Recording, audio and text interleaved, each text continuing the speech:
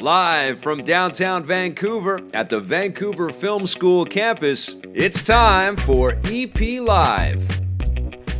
Hey, welcome to EPN. My name is Victor Lucas. Thank you, everybody. Thank you.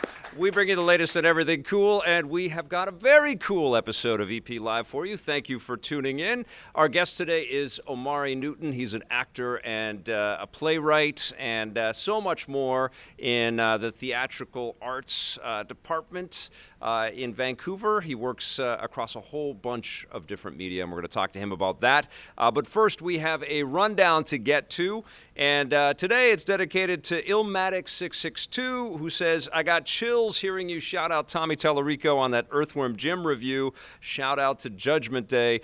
Thank you so much. We got a lot of new subscribers, I think, because we were talking about this little baby right here, the Sega Genesis Mini. We're going to talk a little bit more about that, but first, we got to get to your rundown, which goes out to Illmatic662. Now, Hollywood has already built a few Lego movies, and now another toy line is heading to theaters. A big screen animated movie based on the Funko Pop toys is on the way.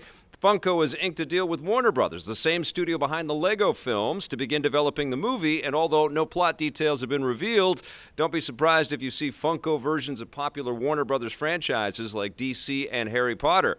Funko's CEO, Brian Mariotti, says the idea is to make a movie that stands on its own merit and isn't just about selling toys or building a brand. No word yet on a release window. Anybody that's been to Comic-Con or Fan Expo or any of these events out there knows how big Funko Pop is. They take over a huge section of any trade show, and people from all over the world just rush to try to get some of the exclusives out there.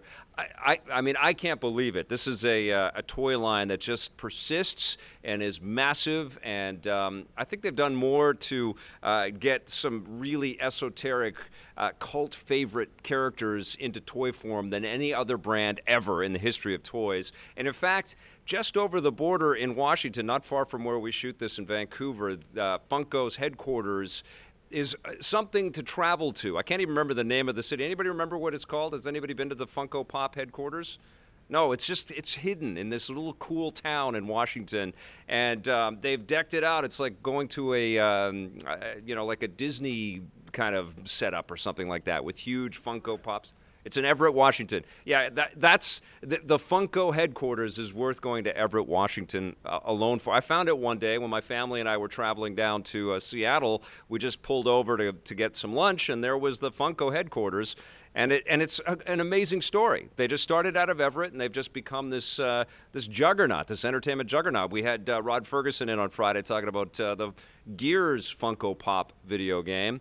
And it just blows me away. And, clearly the Lego movies surprised us all. They were a lot more than just a commercial for the toys. So, I think lightning can strike twice, provided the right creative ingredients are included in all of this. We shall see. But, yes, I wouldn't be surprised if we have a lot of Warner Brothers toys in there for sure. Now, you'll be able to play Nioh 2 a little earlier. Sony and Team Ninja have announced that their Monster Hunting Samurai game will be getting an open beta test. It will run from November 1st to 10th and will be available to anyone with an active PS Plus subscription. This will be the first time the game will be available to the general public and follows an invite-only closed alpha test earlier this year. In Nioh 2, players will take the role of a new protagonist who is half human, half demon, meaning you'll have a host of new demonic abilities at your disposal. The final game doesn't have a firm release date yet, but it's expected in early 2020, and Nioh became a massive success in the face of, lots of competitions with Dark Souls and all of the Dark Souls influence games out there, Bloodborne and everything else out there. So hats off to Team Ninja for making the first Nioh something that people with a lot more patience than me love. That game just kicked my ass, and I could not play that game. But it was beautiful, and I played the first few levels a couple times.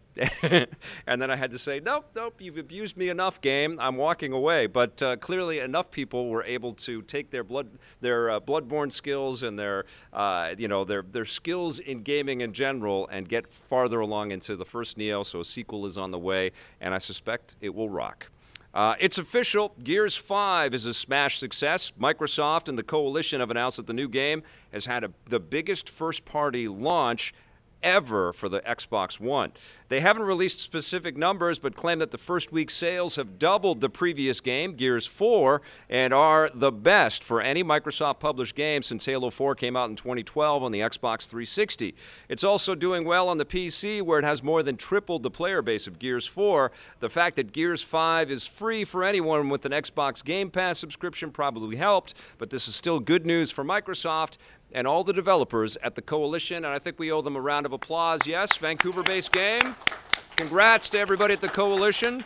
It is a sensational game, and it deserves all the praise, and it deserves all the success. It's a ton of fun to play, and yeah, it makes a lot of sense that the Game Pass is helping a lot of people find this game, and I'm sure they're thinking this is the best deal in gaming, period, that you get to play Gears 5 right out of the gate like that. Very, very cool stuff, and yeah, I think that because this is doing so well for everybody involved, we're going to start to see, especially with all these recent acquisitions that Microsoft has been doing with these awesome independent developers, which are now owned by Microsoft, we're going to start to see a lot of very cool games filter up through Game Pass. It's one of the best deals in gaming.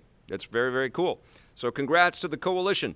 Another country might be banning loot boxes. After a months-long investigation, the UK Parliament's Digital Culture, Media and Sport Committee has found that loot boxes do count as a form of in-game gambling, at least if they can be bought with real-life money. The committee has now recommended that the Conservative government enact legislation to ban games with loot boxes from being marketed or sold to children, although it's unclear when or if this will actually happen. Something similar has already been done in Belgium, where publishers were forced to either remove loot boxes from games or stop selling them altogether. And it's interesting that we have the Xbox Game Pass story, and then the next story is all about loot boxes and, you know, the idea that some of this content could be construed as gambling. The video game industry needs to disassociate itself from this story as quickly as possible. They need to not look like they are merchandising or marketing video games that promote gambling in any fashion to young people. I mean, it's just bad for this business. It's made the industry a ton of money. We get it. And I've got a review coming up later in the show that kind of talks a little bit about microtransactions and this idea of pay to win just being such a slippery slope. It's, you know, it's employed a lot of people, all of this money that has been made. And it's also been a way for these companies to make huge piles of cash and then reinvest them into development. But it's not good for games. And, you know, clearly we are transitioning to a new way to get games, which is not going to make everybody happy. A lot of people are going to be really sad to walk away from digital or to see digital become less and less important with video games. But subscription should do something to tamper this idea that we also need to buy all of these little bits and pieces of games, and we need to buy loot boxes to get a little more data for these games. It's horrible, and it needs to stop. You know, it's just a bad story. It's tough for me to talk about it because I have all of these friends that work at these game companies that I'm, you know, I'm proud of their work, and I have known a lot of these people for a long time, and I recognize how big loot boxes and microtransactions have been for some of these publishers. They've made billions of dollars off of this stuff, but I mean, it's sitting right there. If the UK government is going to say, we've got to make drastic changes here, this is going to ripple all across the planet, and there's going to be some sweeping changes. And I think that the game industry should take the initiative and make these changes before the governments of the world tell them to. So, yeah, it's a big story. Let's hope it leads to some better news. But honestly, I think the solution is, as messy as it's going to be, is subscription-based gaming and the idea that you're going to pay a monthly fee and you're going to have access to all kinds of content. And when we're in that position, it's not going to be about it's going to be about keeping people connected to this software as long as possible, so that the hours can then be applied to how much money is being made from these things. Which means that they won't gate content. They won't say, you got to buy this to access this, or you got to take a chance with this loot box to access this, because both of those won't work in concert like this. Interesting days. This is a business. This video game industry is always in transition, and I know you have tons to talk about regarding this topic, so let's get into that with Let's Play and Chat a little bit later. And we're going to get to our guest, Omari Newton, right after the break. But right now, it is time for This Day in Everything Cool.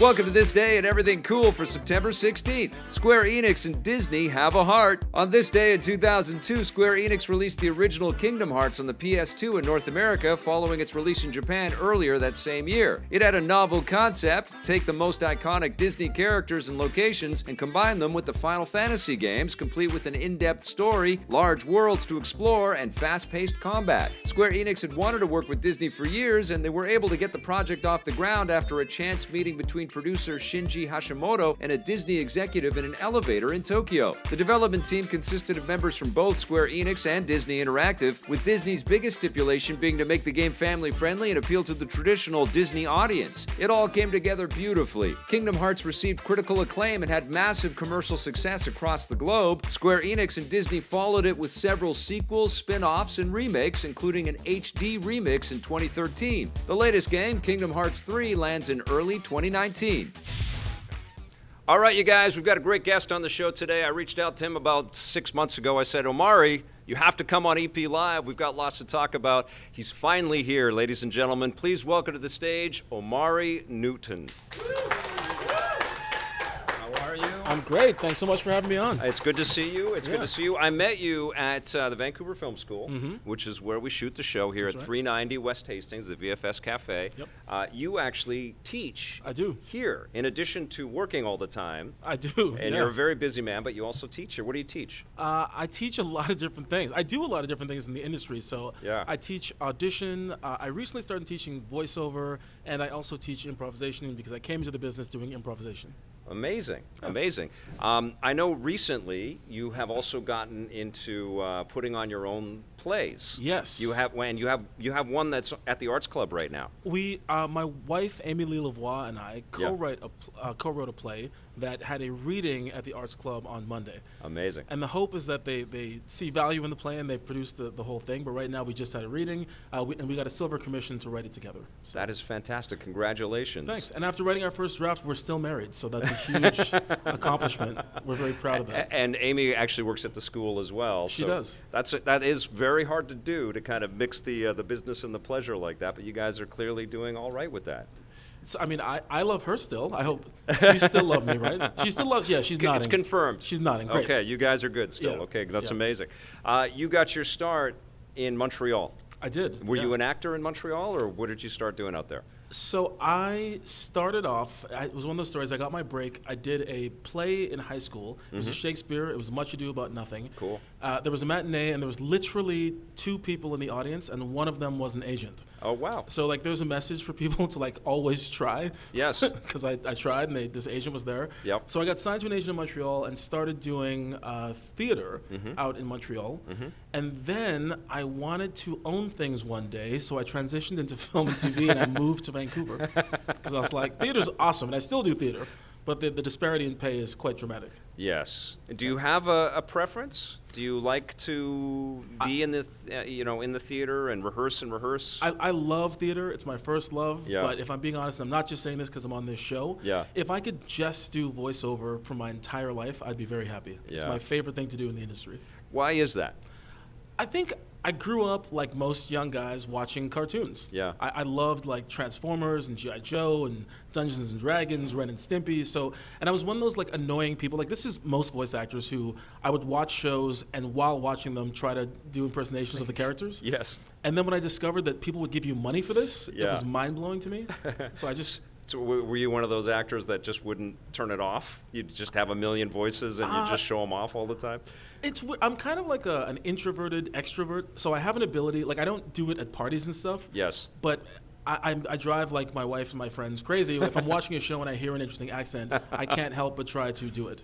That is awesome. Yeah. Which has led you to some pretty interesting roles. Corvus on The Dragon Prince, which is headed by ex-Naughty Dog and Riot people. And I've met those guys, Justin Richmond and team down there. The best guys you could ask to work for. Incredible, right? Super nice dudes. Real awareness. I mean, their whole studio is about making video games and this animated series, which is a hit on Netflix. Yeah. Tell me about working on The Dragon Prince. Working on Dragon Prince was amazing. Yeah. For those who don't know, they did a small small show called Avatar: The Last Airbender that did okay. Yeah. And I auditioned for a couple different roles on the show before landing Corvus, and it's been great. Like the fans are like rabid for that show. Yes. And it's animated partially up here, right? And partially down there. Yeah. It's animated partially up here, but all the voice performances are recorded up here, and it's mostly a local cast. That's great. There's one actor who was on Avatar as well, who they brought down from LA, but it's mostly Vancouver people. Fantastic. And Corvus,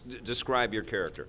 My character is like a knight/tracker who follows. He follows our protagonist, and at first they think he's a bad guy because he's like chasing them. But then I'm trying to think of how much has been released so far and what I can talk about. Yeah. I started off tracking them, and now I'm with them. Wherever you're at in the show, that's what happened. That's cool. That's cool. I think they've announced third season but it hasn't hit yet, right? The first Did two they? seasons. Yeah. Third season is good. If they announced it, then season 3 is happening. Yes. If they haven't, I have no idea whether season 3 is happening. No, I think they did announce it. Which is amazing, and I know that they have a game that's in development as well. Are you going to be a part of the video game too? Or? I hope so. Yeah. I'm not even saying this to be funny. I actually don't know what I can talk about and what I can't. Yes. So I just know that I've been on the first 2 seasons. I don't think I'm ruining it. No. I think No. You've been clear about all that stuff. Yeah, yes. yeah. But we actors have to sign these terrifying NDAs that mention taking your firstborn and Yes. we just don't want to make any mistakes. So. Well, tell me, man. Do you learn from voice acting things that you then take back to? Because television and film acting is very constrained, and it's all about close-ups and stuff. But do you ever, crack something in voice acting that then you can bring back in film acting? Well, I find voice acting is more closely related to theater than film and TV, which is why I love voice acting. Right. I find it's very liberating because you're conveying a character in a performance just through sound. Right. So if you watch voice actors in the booth, we're making goofy faces and doing weird stuff with our bodies because it's all about the performance we're laying down into the mic. Yeah. And that level of freedom and abandon is a really great thing to have to bring into other work.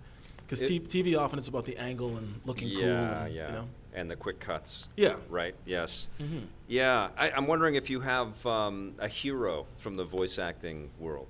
A hero from is there somebody that just blows you away with what they're able to? It's kind of a cliche thing to say, but Mel Blanc was insane. Mel Blanc did the voice for most of the Looney Tune characters. Yes. And the most surreal thing I've ever seen, there's an episode of Looney Tunes where Mel Blanc, I think he does an impersonation of, what is it? He has Daffy Duck impersonating Bugs Bunny. Wow. It was so, not only can he do both of their he does both of their voices, he could do them impersonating each other, and I was like, oh, he's up here on a level that I can only aspire to one day. So yeah, I think he would be a hero. This is a big town for voice acting, though. Yeah. Have you been able to make a lot of connections and pals in the voice acting world up here? Yeah, it's a really tight community. Yeah. The first series regular role I landed was a show called Max Steel, and I played the role of Jefferson. And on that show, basically, I got to work with the top voice actors in the city. So guys like Brian Drummond and Vincent Tong, Sam Vincent. I know Vincent. Have you met Scott McNeil? Have you worked with him? We were on the same show, but I don't think we recorded on the same day. But it's a pretty tight community. Yeah. Kathleen Barr, who's amazing, Nicole Oliver. And it's wild because everyone assumes you know what you're doing in this business. Yeah. So my first gig, I just had to watch what other people were doing and just copy them because it was my first gig, but no one knew that, and you don't tell people that. So it was great. Have you done a gig now where you've had to do 5 voices on a show? Because I know that happens to save money quite often as well. I have never done 5. I've done as many as 3. Okay. Yeah. That's crazy. Mm-hmm. And you never have to play them against each other, or not yet. I have not had to do that yet. I've seen people do it. Yeah. Andrew Francis played Max on Max Steel, and he played 8 different villains. Oh my God. And it was surreal watching him battle himself. That is amazing. Yeah. So you play T'Challa. I do. You play Black Panther. I do, yeah. That must have been crazy. A surreal day to get that role. I won't lie, and Amy can attest to this. I cried when I booked the role. Are you serious? Is that true? Wow. I did. I'm not ashamed to admit that. It's fantastic, right? He's an icon and an important character for a long time, but now everybody knows who he is. Well, and this is the thing that's pretty cool. So I grew up a comic book nerd as a kid. Yep. And there weren't that many options in terms of black heroes. Sure. Right? There was, one of the Green Lanterns was a black guy. Right. But Black Black Panther, Lightning. Black Lightning, Yeah. of course. There was Luke Cage. Yep. But Black Panther was the guy to me. Yeah. Because he not only was he the superhero, but his backstory was so cool. He was royalty. He's one of the smartest guys in the Marvel Universe. So Yeah. that was the guy who I always wanted to play. And I got to play him for the first time in 2012 before the movie came out. Wow. So I had like a private nerd out. And now it's kind of cool because now that the movie's come out, the character is way bigger. Yes. But I've always loved the character, and now more people care, so it's fun. How do you feel about, there's ownership there, I guess, right? He's a little bit of your, Sure. in your soul a little bit there. Yeah, How do you yeah. feel seeing Black Panther everywhere? Were you a fan of what Marvel did with the film? I guess Oh. you have to be, yeah. I saw the movie in theaters 4 times. I thought it was incredible. I mean, Marvel made a mistake. Sorry, Chadwick. I was the guy, but I forgive them. I think Chadwick did a fine job. But no, I'm kidding. No, I loved the movie. I thought it was incredible, and I'd waited literally since I was a kid for this movie to come out. So I couldn't be more stoked. That's awesome. Yeah, now that I think about it, like the idea of voice acting, it's almost the middle ground of television and movie acting, because there's a little bit of containment there. You can't go too crazy. And Sure. theater. Yeah. Have you done performance capture? I know one of the cool things that with the schools, we have this Beyond Capture Yeah. partnership here. Have you done any of that yet? I booked one performance capture gig when I was in Montreal. I Yeah. believe it was Ubisoft, but at the time I was doing another TV series, so I couldn't do it. So, Okay. fortunately not. Too busy to book the performance capture thing. But I would Well- think that that's the closest in a recorded medium to actual stage performance. Yeah, I think it would be, although because I haven't done much of it, I can't speak with that much confidence, but I know that in performance capture, it's much more about precision and clarity of movement, where Yeah. in theater, you can be more free. Yes. So, Well, and the other thing that you obviously do a lot of on-camera stuff as well. Continuum, you were a lead on the show and were on it was. for a long time.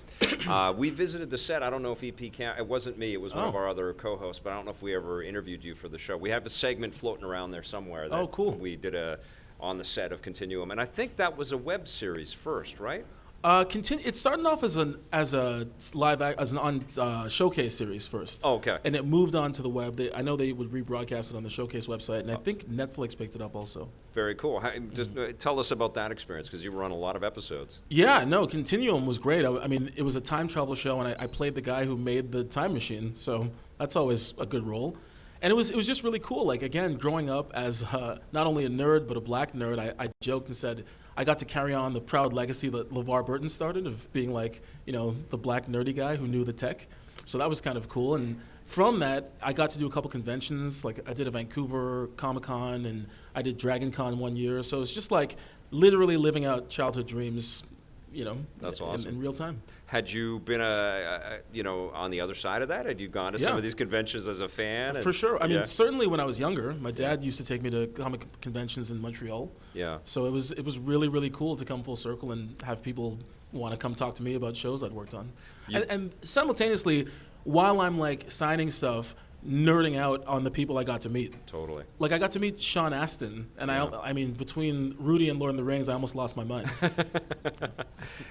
You've been at this for a while now. You've been doing this, since have. the Montreal days, and Sure. you've been living here for a while, and you're teaching and stuff. What do you say to your younger self? What have you learned, and what are you starting to pass on to the people that you're educating? So I just told some students of mine who are in their 6th and final term today, Mm-hmm. the biggest thing to remember is that it is a marathon and not a sprint. Right. I've had some years where I'm like, I am a golden god and I've figured this out and next stop is Hollywood. And there's some years where you're like, everyone has forgotten about me, my phone is broken, I've made a terrible, terrible mistake. But, if you love what you're doing and you keep working at it, it will eventually balance out and the work will continue to find you. Many years ago, I was an actor. I went to an acting school here, and I got some work. But I quickly realized that that's where the show came from. I realized that you have to kind of create your own work. Oh, yeah. You can't wait for people to discover you. And Sure. Is that something that you know as a truism now? Oh. As somebody that's writing their own things, is this part of it? So everything I do other than theater Yeah. is a result of consistent abject failure. Yeah. And I mean, like, I'm being kind of facetious, but I do mean, like, I I knew that I loved live performance, and that's what got me into the business. And then when I wasn't getting enough work as a theater actor, I first moved to Vancouver to pursue film and TV. Yep. And of course, immediately immersed myself in live theater because I couldn't get a job in film and TV. And then through doing theater, I invited my voice agent, Caroline Young at Characters, to come see me in a play. And I figured those skills were transferable. So I started doing voice because she'd seen me on stage and thought I had a good voice. And then, from there, I was able to get into Characters, and I was able to sign with a principal agent, started doing on-camera stuff. I started writing because I didn't feel like there were plays or shows that had content that I was into. Like, I truly, truly believe the more diversified your skill set can be in this business, the busier you'll be. And I think that success comes out of the sort of pitfalls as well, right? Like as long as you don't let them get you down, the lessons you learn are then immediately applicable to your next steps, and that could be the break that you need. I would tend to agree. I think I can't remember who said this, but it was some famous athlete said, "You learn more from the losses than you do the wins." Yeah. When there's like confetti in the air and everyone's pouring champagne, it's a nice feeling. Yeah. But when you lose, you get to go back and look at, okay, well, what didn't work out? What can I do differently next time? Yeah. So I think it's failure is good as long as you're productive. This is a business of trying to, you're auditioning all the time, and you're expecting people to just kind of notice you and hoping that somebody says, okay, we've got this spot for you. Sure. So I would imagine it's kind of hard to kind of place a goal or place is it a role? Is it to be cast in a film? Is it to be cast in a game? Or like, what would you like to see for yourself? What would you like to see happen for you? My ultimate goal would be getting to co-write a show with my wife and to act in a show that we wrote together. That would be like my lifelong dream. That is awesome. Yeah. Omari, I think the next time you're on, that's exactly what's going to be happening, and that's what we will talk about. I hope so. That'd be rad.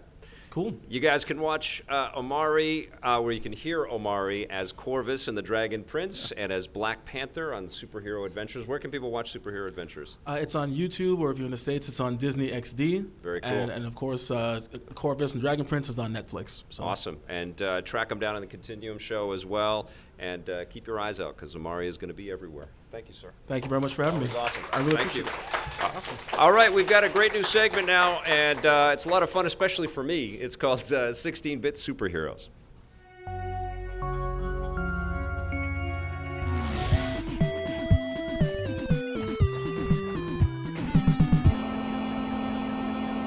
Back in 1992, one of the best 16-bit superhero games was released for the Super Nintendo. It is called Teenage Mutant Ninja Turtles: Turtles in Time, and it justifies this whole 16-bit superhero segment, in my opinion. There's lots of fantastic games that we're going to be diving into. And just to explain why I'm reviewing these classic cartridges, I am addicted to superhero video games. Anybody that's been watching Electric Playground for a long time knows that. But I recently decided that I wanted to dig back into the past of superhero titles and start collecting them again for the Super Nintendo and the Sega Genesis. I've been playing a lot of these games on my analog systems, and I was very happy to get Turtles in Time and plug that into my Super NT.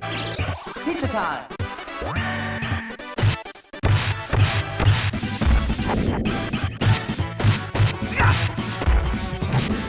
Hard to find cartridge. It's worth a lot of money if you buy this thing, whether it's loose or you get it complete in box. If you're trying to find this thing on eBay or Craigslist, be prepared to spend some money.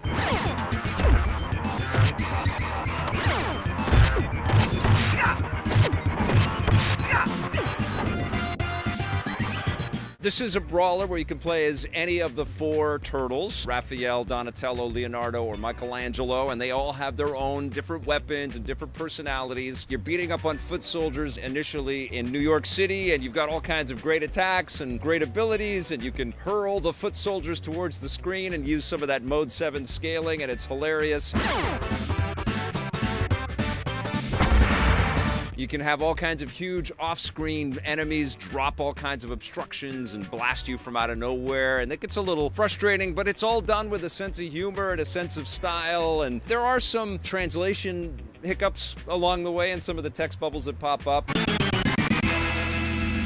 But, you know, there's a lot of variety in here. Like, you'll be doing some sewer surfing and fighting like aliens right out of the Ridley Scott Alien movies, which is hilarious. They'll pop up out of the sewer.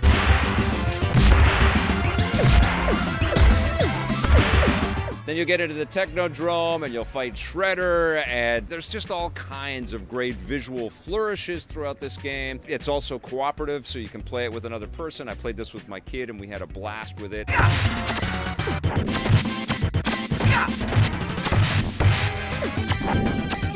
And as the title implies, you're going to bounce through time, so you'll be battling through the dinosaur area, you'll be battling through the pirate area. This game is ridiculous and so much fun, and it's totally stood the test of time, no pun intended. When I Instagrammed some pictures of this cartridge, I got all kinds of great messages, and people just adore this game, and for very good reason.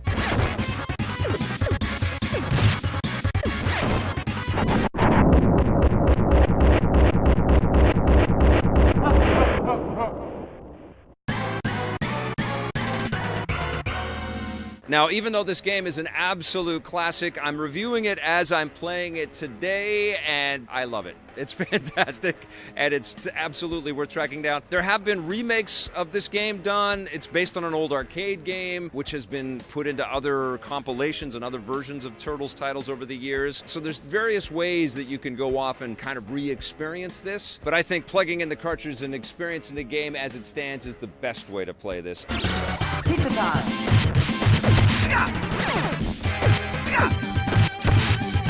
I'm giving Teenage Mutant Ninja Turtles Turtles in Time a 9.5 out of 10. Guys, we are back, and I don't know what is happening, but it's all about the 16-bit in 2019. It just feels like I'm looking at the screen right here. I'm looking at the screens all around me. 16-bit gaming is alive and well in 2019, and it's thanks to these retro mini consoles, like the one that's hitting store shelves, I think, on Friday. This is the Sega Genesis Mini. And what Sega did, and I think this is starting to hit all over social media and YouTube and stuff like that, is they sent us the review unit early so that we could talk about it. And if you've been following stuff on the channel, and hello to all of our brand new subscribers, by the way, we've been reviewing the console and all the games and doing comparisons. But then in the mail the other day, I got this tower, this whole system here, and it's crazy. It's all cosmetic. It's like a little, like a power-up for your Sega Genesis. It doesn't really do anything. The cartridge slot, I don't think, works on the Genesis Mini, but it has the 32X, which was the 32-bit upgrade thing, so it's like a little model of the 32X. I don't know if I'm holding that to the right camera. It's okay. Okay, so that slides in there, and then the Genesis itself clips into a scale model of the Sega CD. They've got a scale model of the Sonic the Hedgehog cartridge, and that fits into a scale model of the Sonic and Knuckles cartridge. And it all sits in what they call the Sega Genesis Tower. Blake just rolled his eyes because he's way too young for this stuff. When I got this in the mail, I nearly started crying, and my kid was like, "What's wrong, Dad? What's going on?" But it's this thing is crazy, man. All of this stuff together in this little mini form factor. Sega does what Nintendo don't, is what I'm telling you right here, right? Nintendo didn't do any of that stuff. Now, the reason why I've got this playing again is, and I have to tell you guys, we can't get through the setup that we have, which we have multiple cameras live here on location at the VFS Cafe, so we're streaming live and punching to different cameras all the time. But through our splitter, we can't get audio and video, and through the machinery that we have, the equipment that we have, to play cleanly off of the Sega Genesis Mini. All the other game systems we've been able to plug in a live setting have had no problem. And I think it's because this outputs at 720p at 60 frames per second. Everything else that we have is 1080 or above. And so it does. Our Roland splitter doesn't like this signal for whatever reason. So you can't hear the audio coming out of the machine directly. It's coming out of speakers that are playing here. So there's probably a little bit of a delay. I've seen a lot of comments on some of the videos that we've been running, and a lot of them have been talking about the like there's a dual input thing happening with the controller. Corey is back. He was on the show playing Gears 5 on Friday. Hello, Corey. How you doing, Victor? So rude. You're just sitting here playing games beside me. I'll survive, I guess. That's all right. You were playing the game. This is the first time you're touching the Sega Genesis Mini. Have you noticed any dual input lag? We're live. Have you noticed anything where you're tapping or pressing a button and you're getting 2 hits of anything? None at all. It's very responsive. I didn't either. I would have mentioned it if I did have it in my reviews. Blake recorded a bunch of footage. He didn't notice it at all either. Now, we're not Digital Foundry, and I'm well aware of their work. They're phenomenal. They're the guys that will go zoom in and look at the pixels on each different game and say, well, this game is not running optimally. It's better off of the cartridge. Look at the super zoomed in pixels on this version of the game. We don't do that. We play the games and then we keep moving on, and we're always testing the stuff. I didn't notice any of that stuff. I wish it had some of that, and I can make an excuse when I mess up. Yeah, totally. Didn't notice any of that. Didn't really notice audio lag. I did some comparisons with the Earthworm Jim cartridge and a couple of other cartridges on the analog Mega SG. I'm getting a little nerdy here for people that don't really care about this stuff, but I played regular cartridges on as close to Sega hardware as possible, and I played it on the emulated stuff that's on the Sega Classics collection on the Nintendo Switch. And I know that there's lag in the Switch emulations. Doesn't drive me crazy because it's fun to be able to play those games anywhere. What I'm saying is I'm a huge fan of the Mega SG. They've done a really, really good job. 42 games. Now, we still have new content that's coming. Oh, sorry. I'm a huge fan of the Sega Genesis Mini. I'm trying to remember all these words. Now, we still have a couple more videos to talk about this thing because Sega sent it to us with enough time to kind of prepare a whole bunch of thoughts on it. So we had the top 10 games that are on the Sega Genesis Mini. We're going to have the top, or the 10 worst games that are on the Sega Genesis Mini. And then I'll probably put together a video on the games that I would sub in, games that I would have loved to have seen on this machine. But so far, huge fan, and I think that it's going to be a big hit. I don't know how it's doing in the pre-orders and all that stuff. I've seen some other reviews. People seem to be digging it. You're digging Sonic 2? Oh, hell yeah. Yeah. This is a great game. This brings me right back. Yeah, it's classic. Yeah, that's good. I'm glad to hear you say that, young man. That's awesome. I don't feel quite as old if people enjoy some of these classic games like I do. I don't know it's a crazy thing for me because it's these games that got me like, video games are awesome. I should make a TV show about them. And now they're back. And it's like we rolled the machine and I'm just starting over again. It's crazy. And what's funny is NHL was a huge, huge game on this machine back in the day. NHL is alive and well, and I've got a review of NHL 20. Takes the feed at the back end. Slides it diagonally to Vlasic. Blocked in traffic. Goldtoven's carrying it ahead. He scores!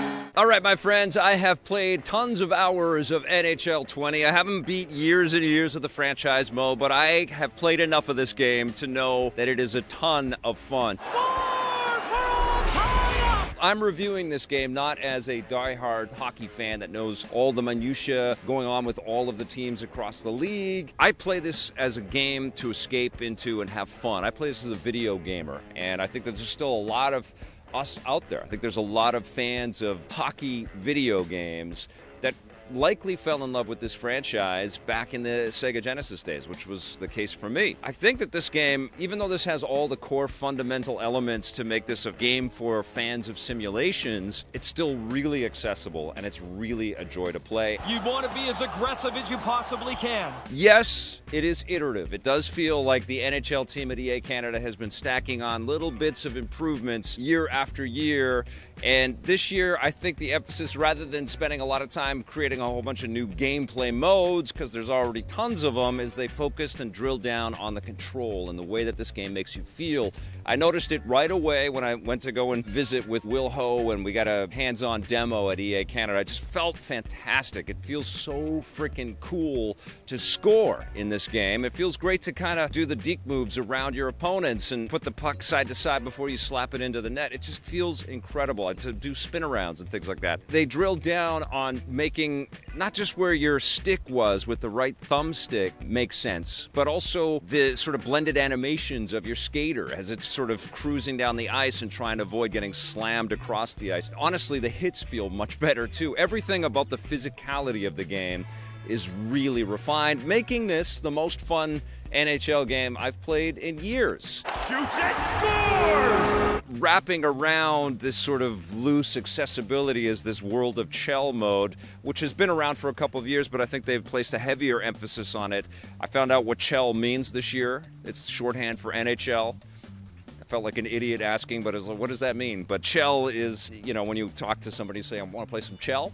Well, that's what you can do when you jump into this mode. And Chell gives you a bunch of challenges and rewards based around core gameplay modes. So you'll unlock hockey bags full of loot that you'll be able to put on your customizable character. You can also customize a character in Be a Pro mode and kind of work your way up into the league. And when you jump into that mode, as I did, especially coming off of NBA 2K20, you really can see that, the NHL team does the best with what they got, but they don't have the budgets to do the story modes and, give you lots of characterization and stuff. All of those details that would be fleshed out by cool cinematic scenes in, Madden or FIFA or NBA, they just like pop up little windows with maybe a face in them that says, "Oh, you've done well. Okay, well, you can get some attribute points or whatever." It's not quite as inviting and as electric, even though there's a lot of good detail there and you're sort of judged on all of your passing and your scoring and your defensive plays. It's still really fun, and because of the increased attention to the physicality of your player, it feels less constrictive to just play as one player. Because when you play NHL, it's like this living organism, your whole team. When you're able to pass back and forth or go from one defender really quickly and intercept a player, something like that. In previous iterations of NHL, it's felt a little bit limiting to just be one player in the Be a Pro mode.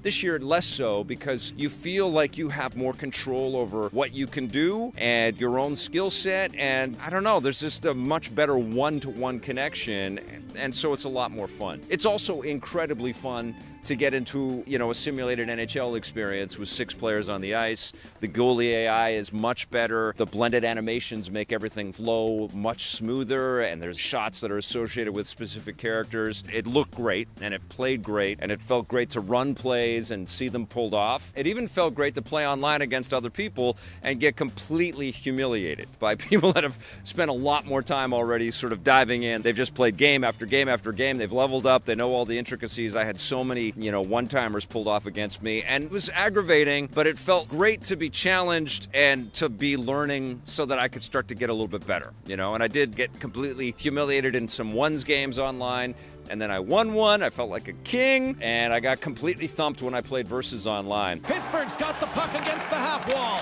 Scores! Just 20 seconds apart. That's a pair of goals. Now, I did dive into the hockey Ultimate Team as well. It just felt so convoluted, and it felt rooted in so many different kinds of ways to manipulate you, to pull a little bit of money out of you. It felt a little insidious and deceptive and gross. And I realized that I'm not going to be a player that would ever spend time in something like that. Oh, and he hammers him and sends him down to the ice. Constantly throwing down money, or you're grinding to find the in-game currency so you can throw down the in-game money so that you get new card packs and build up your team. I can see the allure of that if you are a super fan and you live for this, but it felt like a separate game. That seems to be the course that EA and 2K and some of these other companies kind of need to gravitate towards, especially as we're moving into subscription-based gaming out there, where I think sports games are going to play a big part in that. But it feels like if you're going to have a game that's so loaded with all of these opportunities to take your money, that should be a free-to-play separate experience. It should be like EA's NHL Hockey Ultimate Team, which is completely free-to-play and not associated with the core game. It's confusing for me, but one of the things that I started to grapple with after I left Hockey Ultimate Team and said, that's not for me. I went and played some online versus stuff, and I started to scratch my head and think, well, these players are better than me, but did they pay to be better than me, or did they grind to be better than me? And that's one of the problems that microtransactions really impose on competitive gaming in general. That confusion, whether people are just more skilled and have spent more time getting better, or if they just paid their way to be better. And part of the problem is that there's so many different ways to play. Most of them are just like this bounty for somebody that revels in this kind of entertainment. Most of it is glorious. But there's also a lot of this cloud of confusion of what can you pay to win in an experience like this? How can I add a better teammate, or how can I add some more skills and attributes, or did I pay for a double XP card which infiltrates across all of my different game modes here? That's a frustration that should be removed from full price video games, period. I mean, there's lots of fans of Hockey Ultimate Team. There's lots of fans of the Ultimate Team modes in the other EA Sports games. There's lots of fans of the My Team mode and the microtransactional stuff that's in the NBA 2K stuff out there. People have money to burn and people have the time to commit to these modes. That's why they become so successful. But it's frustrating when the dark cloud of that greed filters across the fantastic work that is here or in the other sports titles. I played most of my experience was by myself and just sort of checking out all of the different modes, and I had a big smile on my face. And I'll tell you, when you play this game too, and you guys know I play almost everything, but when I was playing NHL 20, I was like out of my chair and screaming and going yes, and like twitching and moving, and I just felt like the game was really getting to, like, it was in my soul as I was playing the game. And you know, I play so much that not every game does that to me, but NHL 20 does. And it's just frustrating that there's any kind of question about the ethics around any of this stuff at all when there's such fantastic work here. That's a clear decision there. I love this game. I think it's phenomenal. But this microtransaction cloud, it's got to go.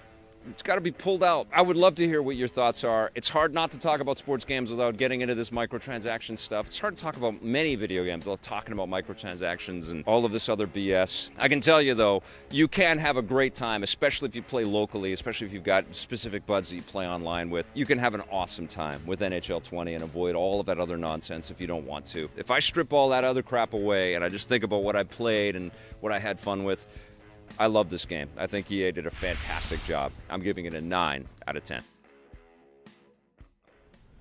All right, we are back with Let's Play and Chat. This is my friend Kurt, who is in the film department at VFS. Thanks for joining us, Kurt. No problem. And he has never played Borderlands before. Last week we had somebody that had never played Super Mario World, and they did fine. But what do you think? This is a shooter. You played shooters before. Oh, yeah, no, I play shooters all the time at home. Primarily, currently I've been going through Destiny. Very cool. Yeah. This is a lot like Destiny, borrowed, I think, a lot of ideas from Borderlands. I think that's safe to say. Yeah. So you guys know the deal. Let's play and chat. If you guys want to ask any questions or you have any comments about what you've seen on the show, just go ahead and fire them in the chat window there, and I'll work my way through some of these. Help me out by going all caps as much as possible. And if you have any questions about the game or what Kurt's doing or whatever, or about Omari or Amy, his wife, go ahead and ask, whatever you want to do. Got one from SamIam111, who is very dependable with the good questions. Said something, what was the matchmaking like in NHL 20? With the ease of matchmaking in Rocket League, I feel spoiled and find the NHL titles to take a long while to match with opponents. Had no issues. Was instantly paired up with people in One's Eliminator, which is the sort of battle royale mode that they're in quotes, that they're hyping with the Ones mode. Instantly found 2 different opponents to beat the crap out of me. That was fun. And then I tried some online versus and instantly was paired up with a guy that just slaughtered me. It was really fun. Not humiliating at all, in the least. But I learned a lot. So no issues at all from what I've played so far in online. But I don't think it's going to be as effortless and as... because there's so much stuff in that NHL game, man. That's the one thing. It just feels like this really crowded game. There's so many features and so many modes. I asked the crowd here, and this goes out to you guys too, if they're playing NHL, and not too many people were like, yeah, we're playing NHL. I feel like the sports games are missing a segment of just general fandom, just people that want fun, just want to play. And it's shocking that games like NBA Jam is not being made now, that there are not accessible, like threes could be a standalone thing that EA could put out there, and I think a lot of just general fans of games who play it and love it. But I mean, if you love hockey, you're going to get tons and tons of fun stuff in there. I'm not the super fan of hockey, but I still love NHL 20. It's fantastic. Question from Taz: will you be doing a longer PNC at home? Play and chat at home to test the co-op. Yeah, I definitely want to get online. Actually, this is my next game in the queue. This is what I got to review. I've got Rambo and Ad Astra this week as well. I can't believe Rambo. I can't believe we've got 16-bit games and Rambo back. The world is insane, guys. But I'm reviewing Rambo this week. So some movies and some games, but this one's next in the queue. Illmatic662 saying, Kurt, what do you think about the world of Borderlands, specifically the level design and ambience for Borderlands 3? Go! You know what? I really like the cell shading. I've always had an interest in cell shading. Yep. Level design so far is really good. I like the gunplay. It feels very good to use. Nice. What are you going to give it out of 10? Probably 9 because 9 out of 10 already. 9 out of 10. There 9 you out go. of 10 simply because I haven't gone very far and there might be issues. You But just started playing it. Again, Okay. that would be why. All right. 2K, you do not have my permission to put that on the box, okay? 9 out of 10, Electric Playground. There it is. Adrian Leon says, seriously, enough with the microtransactions, game makers, worthless, in all caps. Lots of people just shaking their fists in all caps on the internet about microtransactions and loot boxes. They got to change that script, man. It's got to be all about good news and lots of positivity and love in the video game industry. Like in the old 16-bit days. All right, okay. Jamie Andrews says, is the Sega Mini your favorite of the classic systems and why? Oh, you're putting me on the spot. The Super Nintendo was a better machine. We have here. So if you look at the Super Nintendo games, there's only 20 of them. It's not as good of a deal as the Sega Genesis stuff. What I'm shocked, because I was a Sega guy first, and then I fell in love with Super Nintendo, and then the Super Nintendo clubbed me over the head with all of its awesome titles like Zelda and Mario World and Yoshi and Star Fox. Just seminal titles.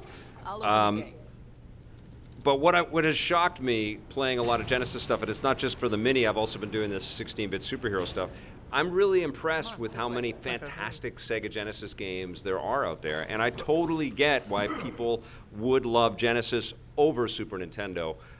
I'm just not one of those guys. And as much as I love the Mini and all the games that are on it, I still think I'd take the 20 Super Nintendo titles that are included on the Super Nintendo Classic. So I guess that's my pick for the best little mini retro console that I've had so far. Comment from Jamie Andrews, 100% agree with making Ultimate Team a separate product. Yes, I hope that EA does that. I hope they watch this stream and send me some really angry emails, and then they do that. That would be awesome. Rick Savage, how does Borderlands 3 differ from the earlier titles? I haven't played enough to kind of answer that definitively, but one thing that you definitely notice right away is the speed of the game. And the movement abilities that you have as the player character. You can jump up and climb up and slide under doors. You just feel a lot more like you're in possession of your physicality.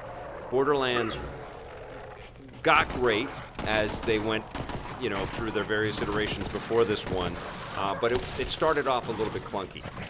This game is pretty slick.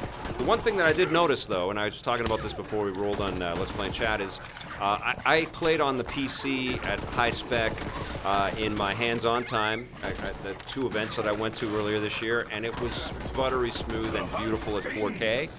I got PS4 Pro code to review, and I turned it on the 4K set, and it was a little chuggy, a little slow. The frame rates were dipping. So I changed it to performance, which goes it runs at 1080p and it's supposed to lock at 60, and it was also slow and a little chuggy. We are currently running at 1080p, and it's supposed to be a locked 60 frames per second, but I don't know. Are you feeling like it's locked? I feel like it's locked. It doesn't feel like there's any frame rate drops yet. Okay, well, I was noticing it. I know that it starts to happen when you get into more expansive areas and then when you start to get into the vehicle. However, And actually, Digital Foundry just did a whole review comparing the Xbox One and the PlayStation 4 Pro, talking about all that stuff.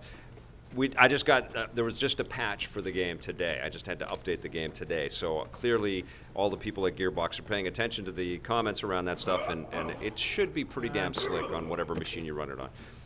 But I'll have some further thoughts on all that stuff. Mr. Brockarock says, do you think it was a major oversight to not include at least one 6-button controller in the Sega Genesis Mini for the fighters? Yes, it was. You can buy aftermarket 6-button controllers that will work fine for the Sega Genesis Mini, but the idea here was to launch a Mini that was supposed to represent the very first Sega Genesis Model 1 that came out in 1989, and that's exactly what this Mini is. It came with a 3-button controller. What's a little bit disconcerting is that they put games in that benefit from 6 buttons, and those should have been taken out, and other games should have been put in that utilize a 3-button control just fine. What's a little bit more surprising, and we talked about the tower that they sent us, which is incredible. What would have been more incredible is that as you slotted each one of these things in, they actually would operate. It would be amazing if you put in this, it didn't necessarily have to be a working Sega CD, but the games, Sega CD games, should have been attached as you plugged it into the Genesis. When you put in the 32X, you should have had a suite of 32X games available. I'm just dreaming here, but that would have been awesome. And you know, they didn't make that many 32X games, and they didn't make that many Sega CD games, but those would be fantastic collectibles in sort of modern day retro gaming. And maybe if this does well enough, that's exactly what Sega's going to do. Jamie Andrews, Omari question, where would someone start if they wanted to be a voice actor? Yeah.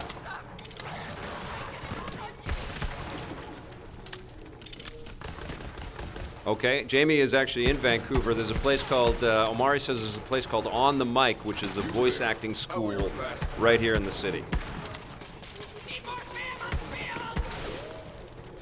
Or you can get to Omari himself on social media, so look him up, Omari Newton on Twitter, and reach out to him. He teaches voice acting as well. So there's lots of different ways that you can learn the craft, and then it's up to your salesmanship, I would say, right, to find the gigs out there.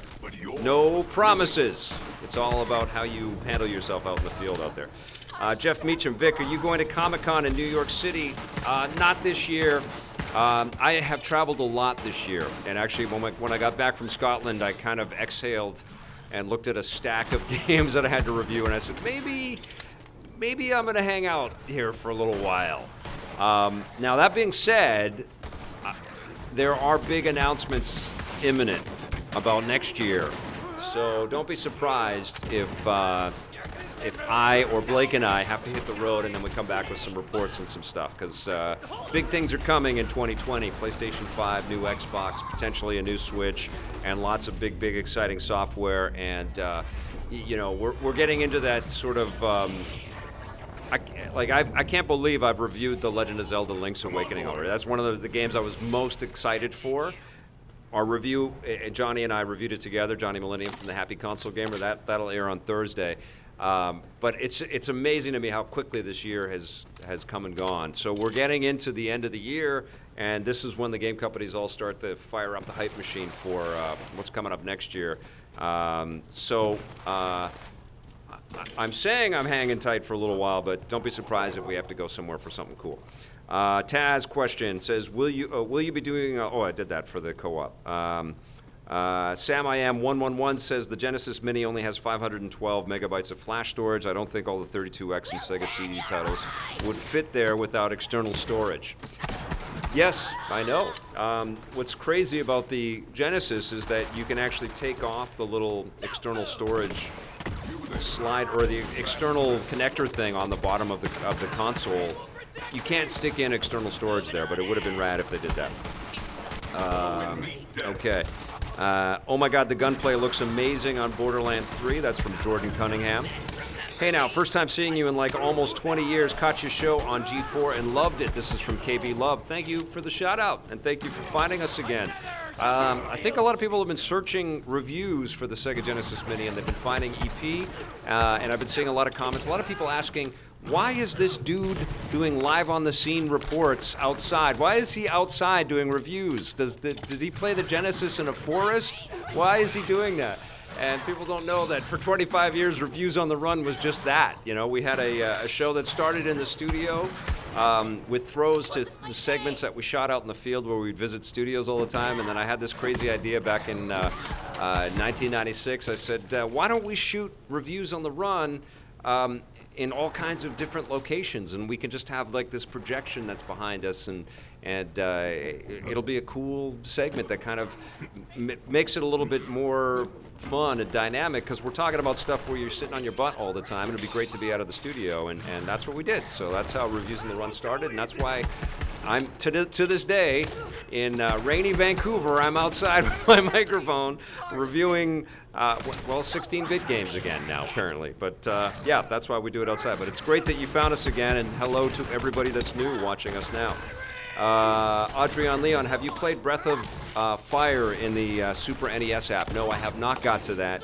I think I'm going to do a little compendium or a little collection of my thoughts on all of those titles in the Super Nintendo app for the Switch, which was another 16-bit gift that's come out recently.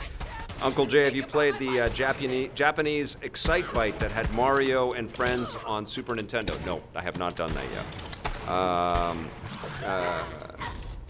Okay, that was the 6-button. Some good questions here. Are you able to record and pin game modes to your main screen to quickly access the modes you want? On Sam I Am 111, I think this was a question for NHL. Are you able to reorder and pin the game modes to your main screen to quickly access the modes that you want? Yes, there are so many different modes in NHL 20. That's one of the cool things that EA did, is you can select whatever is your favorite and stick it right on the front loading screen.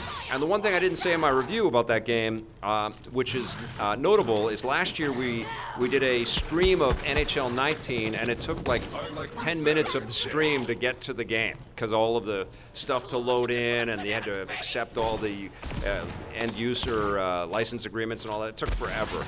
And so I actually shot an email to Rammer, the executive producer on the NHL team. I said, dude, these loading screens are crazy. You've got to speed that up. It's not fun if you want to stream the thing.